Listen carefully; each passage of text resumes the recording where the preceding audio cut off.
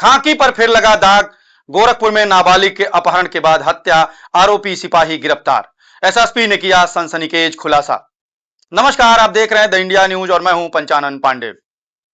गोरखपुर में हाल ही में खजनी क्षेत्र में मासूम बच्चे के अपहरण और हत्या की घटना से उपजा आक्रोश अभी शांत भी नहीं हुआ था कि अब शहर के कोतवाली क्षेत्र से एक और दिल दहला देने वाला मामला सामने आ गया है। एक नाबालिग बच्ची के अपहरण के बाद उसकी हत्या किए जाने के मामले ने पूरे जिले को झकझोर दिया है। सबसे चौंकाने वाली बात यह है कि इस जघन्य वारदात में उत्तर प्रदेश पुलिस के एक सिपाही का नाम सामने आया है। पुलिस जांच के दौरान सीसीटीवी फुटेज और अन्य तकनीकी साक्ष्यों के आधार पर आरोपी तक पहुंची। आरोपी की पहचान गाजीपुर निवासी अभिषेक यादव के रूप में हुई है, जो यूपी 112 में तैनात सिपाही था। जानकारी के अनुसार वह पहले भी एक आपराधिक मामले में निलंबित रह चुका था और बाद में उसकी बहाली कर दी गई थी।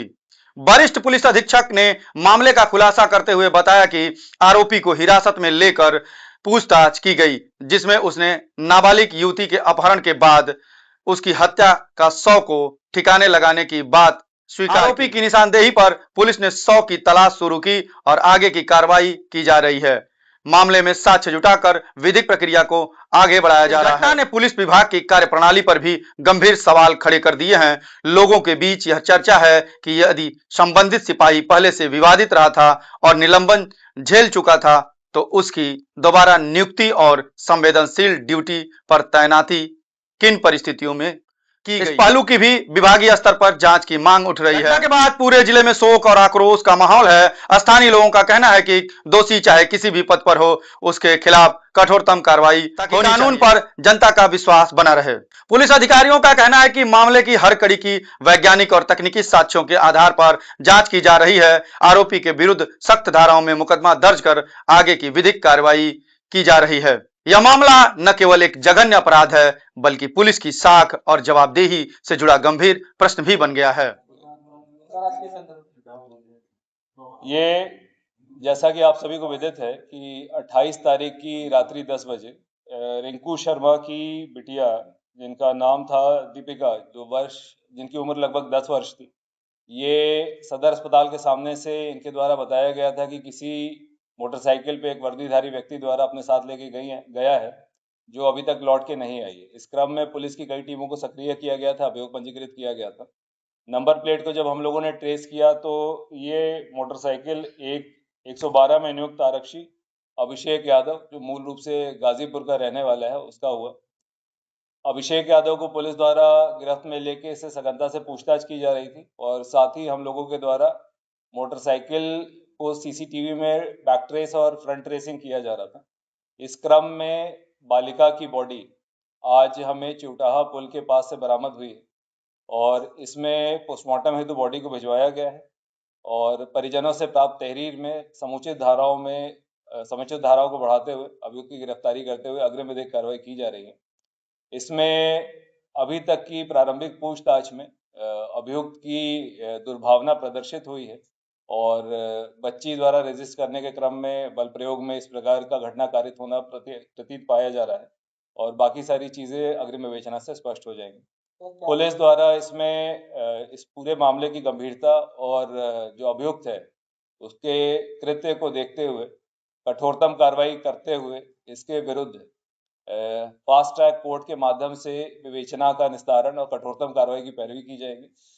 इसमें इसकी बर्खास्तगी के लिए आज तत्काल फाइल मूव की जा रही है और इस प्रकार के कृत्य करने वाले व्यक्ति को तत्काल विभाग से बर्खास्त करते हुए और साथ में इसमें आवश्यकता अनुसार एनएसए की कार्रवाई को भी इस तरह की कृत्य कर चुका है।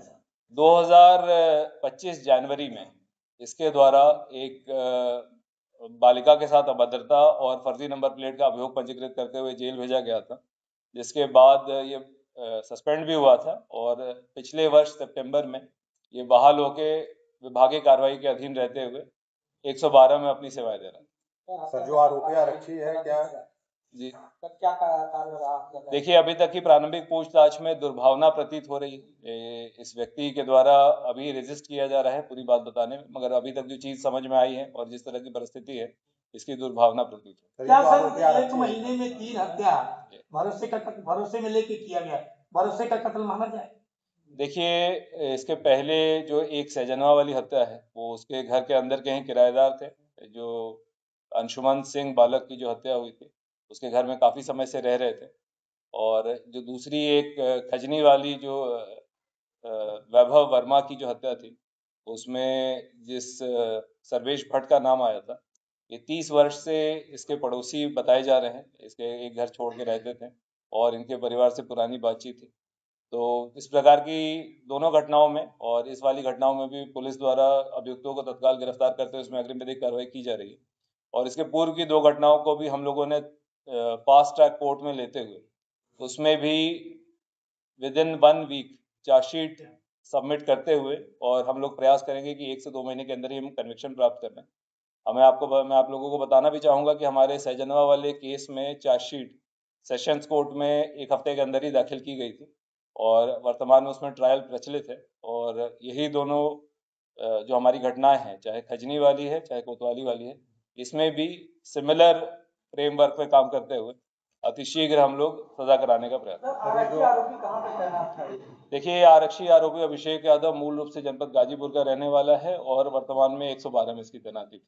सर, ये जो आरोपी आरक्षी है, क्या परिवार वालों को पहले से जानता था, कभी बच्ची से मुलाकात या एटेंडम उठाया था? इस मुद्दे में भी हम लोग बात, और जो ये आरक्षी है इसकी 7 वर्ष की बेटी है जो वर्तमान में गाजीपुर में रहती है। बाकी इसमें जो अन्य कारण है और इसकी विकृत मानसिकता का जो कारण है उसको भी हमारे संज्ञान में डाला गया। तो आप लोगों के साथ भी बैठ के परिवार की सारी पीड़ा और सारी चीज़ों को समझते हुए इसमें पुलिस ने अत्यंत सक्रियता से कार्य करने का प्रयास किया है।